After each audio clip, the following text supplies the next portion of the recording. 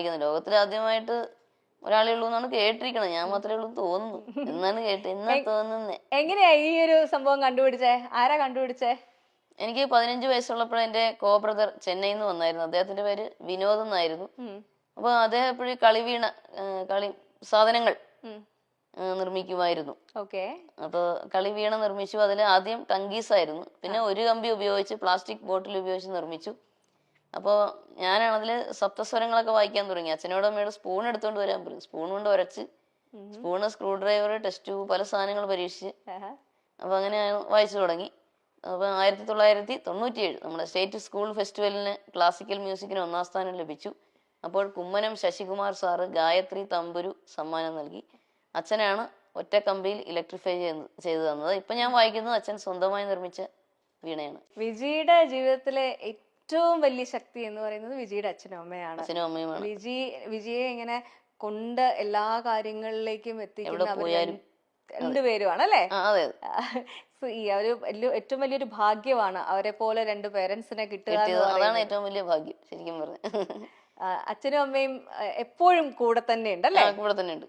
എന്താണ് അച്ഛനും അമ്മയുടെ ഏറ്റവും വലിയ ആഗ്രഹം എന്ന് പറയാറുണ്ടായിരുന്നു അവര്? പാട്ടുകാരിയായി തീരുക, പിന്നെ അച്ഛനും അമ്മയും ഞാൻ കാണണമെന്നും പറയാറുണ്ട്. അപ്പൊ 1997 നമ്മുടെ സ്റ്റേറ്റ് സ്കൂൾ ഫെസ്റ്റിവലിന് ക്ലാസിക്കൽ മ്യൂസിക്കിന് 1ാം സ്ഥാനം ലഭിച്ചു. അപ്പോൾ കുമ്മനം ശശികുമാർ സാറ് ഗായത്രി തമ്പുരു സമ്മാനം നൽകി. അച്ഛനാണ് ഒറ്റ കമ്പിയിൽ ഇലക്ട്രിഫൈ ചെയ്തു തന്നത്. ഇപ്പൊ ഞാൻ വായിക്കുന്നത് അച്ഛൻ സ്വന്തമായി നിർമ്മിച്ച വീണയാണ്. വിജിയുടെ ജീവിതത്തിലെ ഏറ്റവും വലിയ ശക്തി എന്ന് പറയുന്നത് വിജിയുടെ അച്ഛനും അമ്മയാണ്. അച്ഛനും അമ്മയുമാണ്. വിജിയെ ഇങ്ങനെ കൊണ്ട് എല്ലാ കാര്യങ്ങളിലേക്കും എത്തിക്കുന്ന രണ്ടുപേരുമാണ് അല്ലേ? ഈ ഒരു ഏറ്റവും വലിയൊരു ഭാഗ്യമാണ് അവരെ പോലെ രണ്ട് പേരൻസിനെ കിട്ടുക. അതാണ് ഏറ്റവും വലിയ ഭാഗ്യം ശരിക്കും പറഞ്ഞു. അച്ഛനും അമ്മയും എപ്പോഴും കൂടെ തന്നെ ഉണ്ടല്ലേ? കൂടെ തന്നെ ഉണ്ട്. എന്താണ് അച്ഛനും അമ്മയുടെ ഏറ്റവും വലിയ ആഗ്രഹം എന്ന് പറയാറുണ്ടായിരുന്നു അവര്? പാട്ടുകാരിയായി തീരുക, പിന്നെ അച്ഛനും അമ്മയും ഞാൻ കാണണമെന്നും പറയാറുണ്ട്. അത് പ്രധാനമായിട്ട്. നല്ലൊരു ജീവിതം ഉണ്ടാകുക, ഇതൊക്കെ തന്നെ.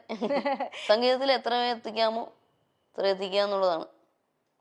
നമ്മളെ അച്ഛനമ്മമാര് നമ്മളെ നോക്കുന്നത് പോലെ വേറെ ആർക്കും ചെയ്യാൻ പറ്റില്ല എന്നുള്ളൊരു സംഭവമുണ്ട്. ഈ അച്ഛനമ്മയും കൈ പിടിച്ച് കൊണ്ട് നടക്കുന്നതിനൊപ്പം അവരും ഒരു എന്താ പറയാ, വിജിയുടെ കൈ ഒരാളെ പിടിച്ച് ഏൽപ്പിച്ചിരുന്നു സന്തോഷത്തോടു കൂടി.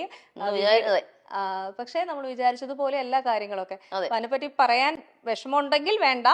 എന്തിനാ വെറുതെ. ഇപ്പൊ അദ്ദേഹം അദ്ദേഹം ഇങ്ങനെ അറിഞ്ഞിരിക്കുന്ന അദ്ദേഹം വേറെ വിവാഹിതനായി ജീവിക്കുമല്ലേ, നമ്മളായിട്ട് വെറുതെ. അങ്ങനെയാണ് മാമനൊക്കെ പറഞ്ഞത്. അദ്ദേഹം എന്ത് ചെയ്യുന്നു എന്നുള്ളത് നമ്മൾ വിട്ടേക്കാം. അത് വിട്, അത് നമുക്ക് വിടണ്ടല്ലോ. അപ്പൊ കേട്ട് ആ ഒരു എന്താ പറയാ, ജീവിതത്തിന്റെ യാത്രയിൽ നമ്മളോടൊപ്പം വന്ന് ചേർന്ന വ്യക്തി നമ്മളെ മനസ്സിലാക്കിയില്ല എന്നുള്ളൊരു വിഷമം ഭയങ്കരമായിട്ടുണ്ട് അല്ലേ? അതുണ്ട്.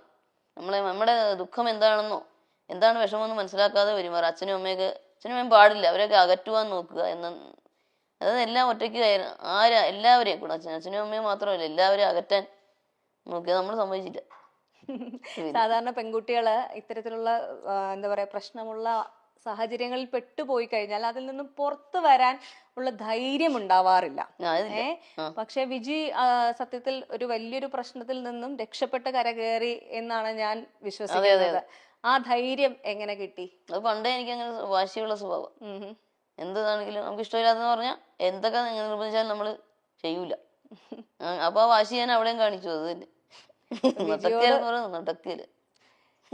വിജിയെ അകറ്റാൻ ശ്രമിച്ചത് വിജിയുടെ ഏറ്റവും പ്രിയപ്പെട്ട പാരന്റ്സിൽ നിന്നും അതേപോലെ തന്നെ വിജിയുടെ സംഗീതത്തിൽ നിന്നും കൂടിയാണല്ലേ? എല്ലാം കൂടെ. പാരന്റ്സിനെ അകറ്റുമ്പോൾ നമ്മുടെ സംഗീതത്തിനെയും ബാധിക്കുമല്ലോ. നമ്മുടെ മനസ്സിന് വിഷമം വരുമ്പോൾ സംഗീതത്തെയും ബാധിക്കും.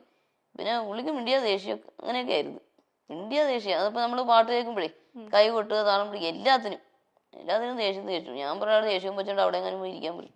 ഇങ്ങോട്ട് വരണമെങ്കിൽ അത് വേണ്ടെന്ന് പറയും. ഈ ഒരു സ്പിരിറ്റ് സത്യം പറഞ്ഞു കഴിഞ്ഞാൽ നമ്മളെ ഒത്തിരി ബുദ്ധിമുട്ടിലൂടെ കടന്നു പോകുന്ന ദാമ്പത്യത്തിൽ നിൽക്കുന്ന ഒരുപാട് പേർക്കൊരു ഇൻസ്പിറേഷൻ ആവട്ടെ. കാരണം നമ്മുടെ ലൈഫ് മൊത്തത്തിൽ ഒരാൾക്ക് അടിയറവ് പറഞ്ഞ് കീഴടങ്ങി കൊടുക്കേണ്ടതല്ല. പറ്റില്ല, പ്രശ്നമാണെങ്കിൽ പുറത്തു വരാനുള്ള അത് തന്നെ ഊർജ്ജം മറ്റുള്ളവർക്ക് ഉണ്ടാവാൻ വേണ്ടിയിട്ടുള്ള ഒരു ഇൻസ്പിറേഷനും കൂടിയാണ് കേട്ടോ വിജി. അതെ അതെ. പിന്നെ അല്ലാണ്ട് അങ്ങനെ കീഴടങ്ങേണ്ട ആവശ്യം എന്താ? അതിന്റെ ആവശ്യമില്ല. ലൈഫിലെ ഏറ്റവും വലിയ പ്രേരണ എന്താണ്? പ്രേരണ അച്ഛനും അമ്മയുടെയും പ്രോത്സാഹനം. ഇതൊക്കെ തന്നെ അച്ഛൻ്റെ അമ്മയുടെയും പ്രോത്സാഹനമാണ്. പിന്നെ ഇത് നമ്മുടെ സ്വന്തം ഇഷ്ടപ്രകാരം ആരും പറഞ്ഞിട്ടല്ല കേട്ടോ. അച്ഛനും അമ്മയൊന്നും എന്നാ നീ വേണ്ടാന്ന് വച്ചേക്കെന്ന് പറഞ്ഞിട്ടില്ല. കാരണം നിന്റെ തീരുമാനമാണ്, നിന്റെ ജീവിതമാണ്, നീ ആലോചിച്ച് തീരുമാനിക്കുക. എല്ലാരും അങ്ങനെയാ പറയുന്നത്. നല്ലൊരു ധൈര്യം മനസ്സുണ്ടാവുക എന്ന് പറയുന്നത് വലിയ കാര്യമാണ് കേട്ടോ. അതെ, അതാരും പറഞ്ഞിട്ട് ചെയ്തതല്ല. അങ്ങനെ ഒരു ധാരണയൊക്കെ പുള്ളിക്കൊക്കെ എല്ലാവർക്കും ഉണ്ട്. ഞാൻ പറഞ്ഞിട്ടാണ് ഒന്നുമില്ല. അല്ല നമ്മള് എന്താ പറയാ, നമുക്ക് നല്ലത് പറഞ്ഞു തരുന്നവരുടെ കേട്ട് കഴിഞ്ഞാലും കുഴപ്പമില്ലല്ലോ. തെറ്റൊന്നും ഇല്ലല്ലോ. പറഞ്ഞു എന്ന് വെച്ചാൽ